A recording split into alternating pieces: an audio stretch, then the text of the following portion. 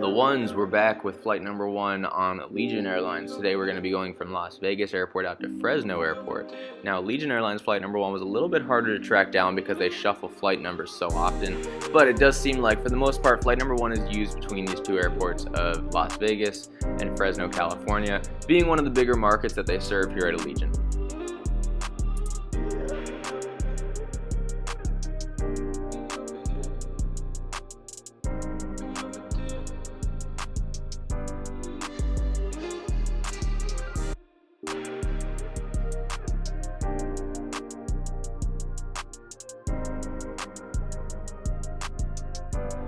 Being here bright and early at the counters, there was just about no line for me to be able to check in, check my bag and my boarding pass and all that, and then head back through security and back to the gate.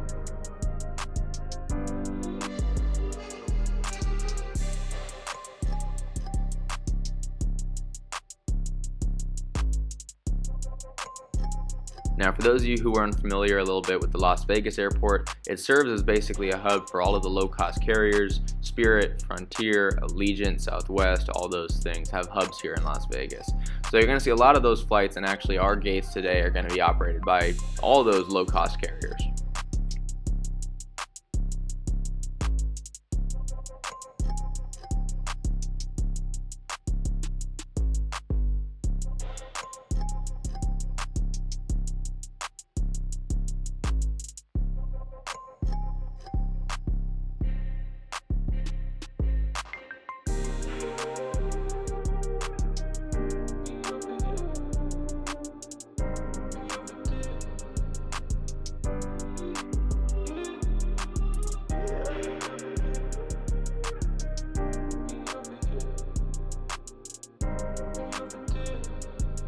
Now through security, of course, because it's Las Vegas, they gotta have the slot machines for one last chance to gamble before you get on your flight. All the gates branch out from here in the Terminal 1 area, so we're gonna head off to our gates.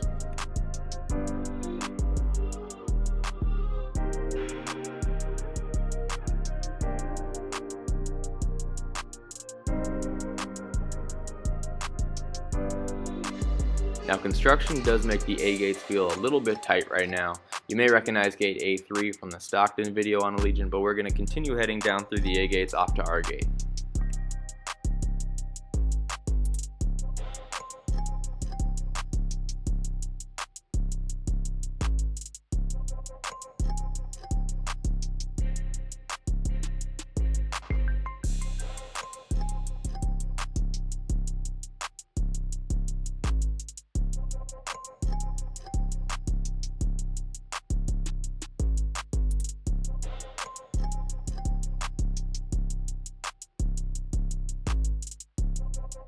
Now, the end of each of Las Vegas's rotundas has this nice big window that looks out onto the strip, slot machines in the middle, and gates all around. So it's kind of dark, can't see a whole lot here, but we did get to see the sunrise from this beautiful area. And in the meantime, we're just going to sit back, wait for the sun, and wait for our airplane.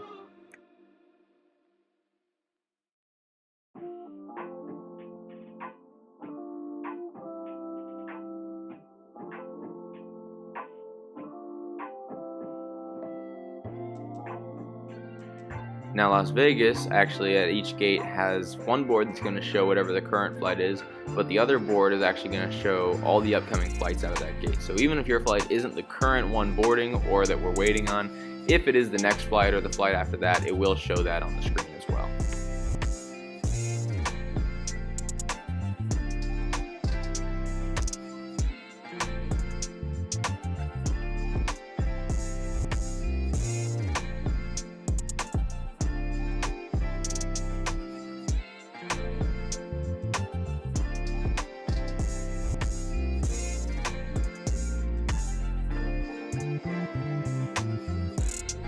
Now, with the sun coming up and a little bit better view, you can see just what I mean here about each of these rotundas having a pretty good view. So even if you're not at a flight out of these gates, it is nice to head just to the end of any of the wings. In this case, we were able to see a nice beautiful sunrise and the terminal kind of waking up bit by bit.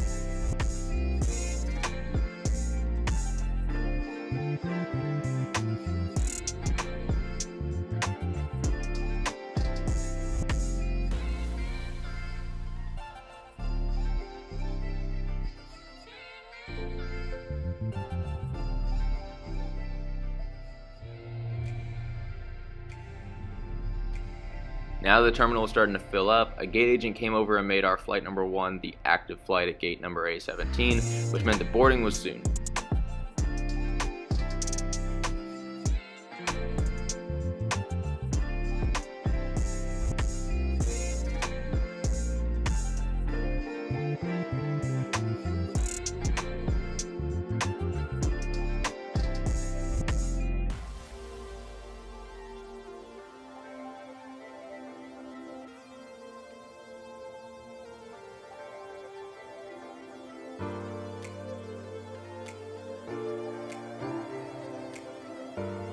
Now there is absolutely nothing special about Allegiant's A320s. Now they have basic seats and a 3-3 setup.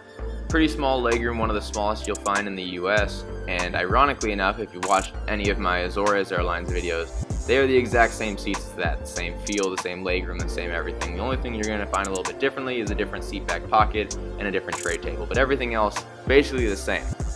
Now the tray tables on US budget airlines has become kind of a joke. You'll see the tray table when it's all folded down doesn't even fit my hand on it, and if you have a full water bottle, it's not going to fit sitting on top of this tray table, as well as if you're trying to get your laptop out to do any work. It just doesn't work. Now the other thing I want to show you is look how thin these seats are from front to back. The cushion is maybe an inch, and some of that is actually just overlapping for the Velcro to hook onto. There's maybe a ½ an inch of cushion between your back and the plastic seat back that's cushioning you. Now that's enough bagging on Allegiant. They do sell flights for about 20 bucks, so you get kind of what you pay for, but if you're looking for a cheap flight, it does help with that. In the meantime, we're going to push back and head on out to Fresno, California.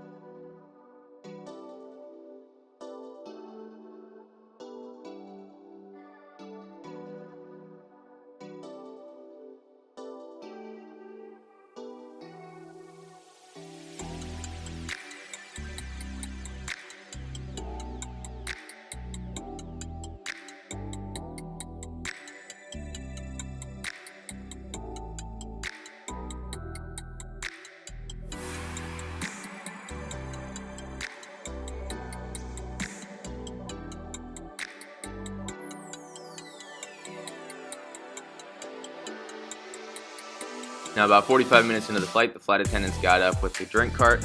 Now don't be excited because this is a US budget airline. Remember that all of this is paid for. So if you want any drink, even if it's just a bottle of water, you're going to be paying for that.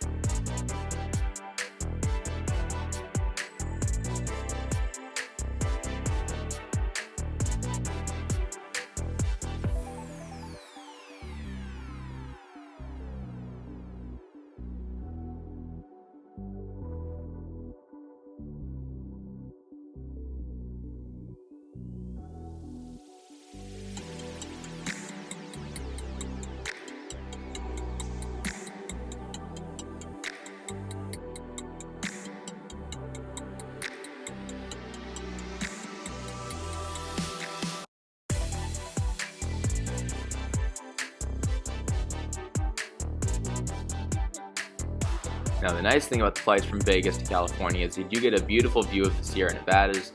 Even though there was some clouds today, we got some pretty good views. Now especially into Fresno, which is dubbed the Fresno Yosemite International Airport. So we had some wonderful views of Yosemite National Park as we arrived into Fresno.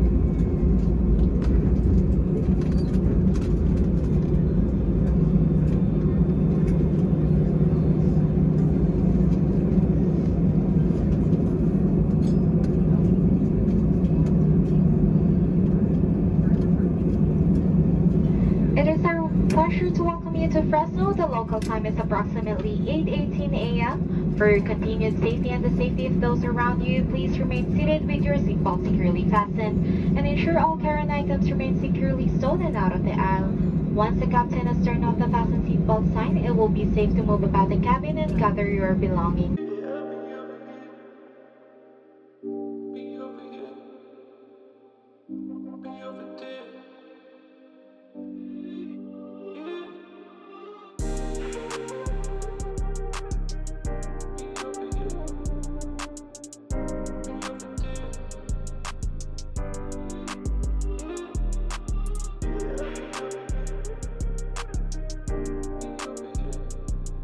Now, Fresno is actually one of California's largest regional airports, and so it does have a pretty sizable terminal that can fit a good amount of flights. And you'll see that here when we get off the airplane. They have a main hub of the terminal that can house a lot of the main narrow-body aircraft. Then they have another wing of the terminal on your way out to security that will house all of the regional jets that are a little bit smaller.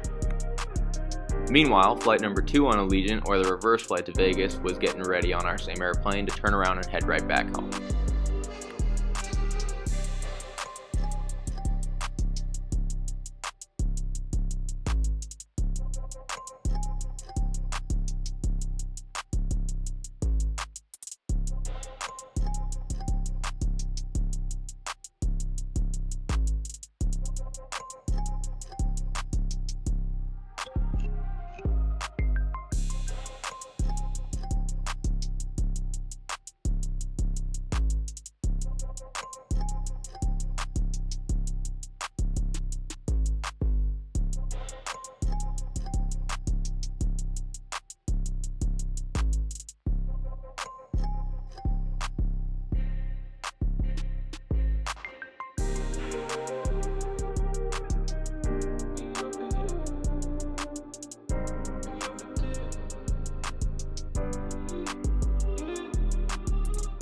Now descending out of the larger part of the terminal that fits a lot of the narrow bodies, down the escalator there's a long walkway that fits all the regional jets here at Fresno on our way out to security.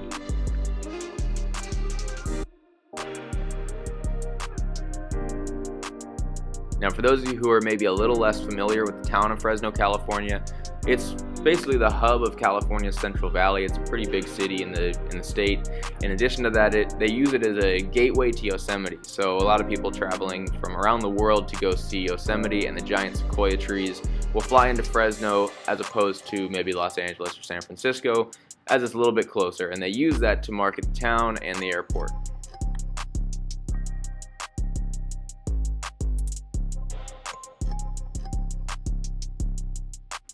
And when I say that they use Yosemite to market, I mean they use Yosemite to market. They've got these model replicas of these ginormous sequoia trees and all that kind of stuff that you're going to find in Yosemite and Sequoia National Park, just scattered throughout the airport, just so that you have this extra little thing at Fresno Airport that you don't have at the others.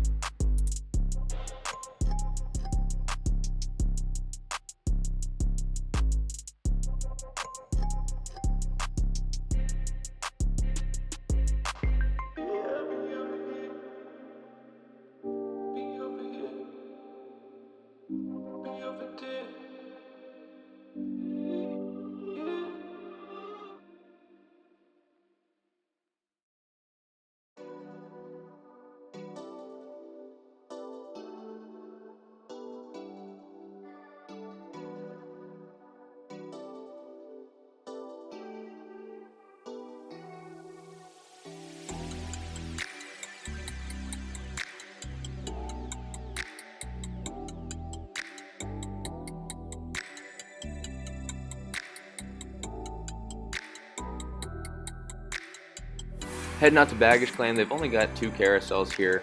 Even though it's a sizable airport, they really don't have too many flights at one given time, and so 2 baggage carousels is plenty. The most I've ever seen using these at a time is 2 flights.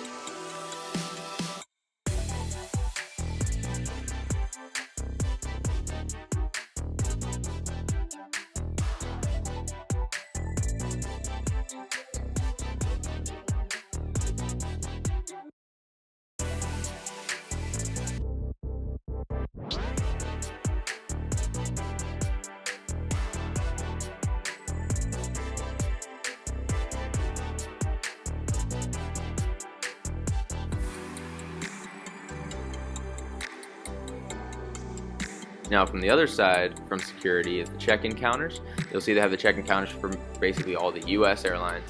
And at the very end, you'll see the exit for the international arrivals. Now the interesting thing about Fresno is that Central Valley houses a lot of Mexican population, and so the largest flights in and out of Fresno are actually the flights to and from Mexico. So that international arrivals actually does get used quite often. Now as we look at the exterior of the airport here in Fresno, as well as the mural dedicated by the indigenous people of Fresno when the airport was first built, I welcome you to Fresno. I thank you for watching this new episode of The Ones, and I hope you're excited for the upcoming flight videos that I've got coming up soon. Thanks.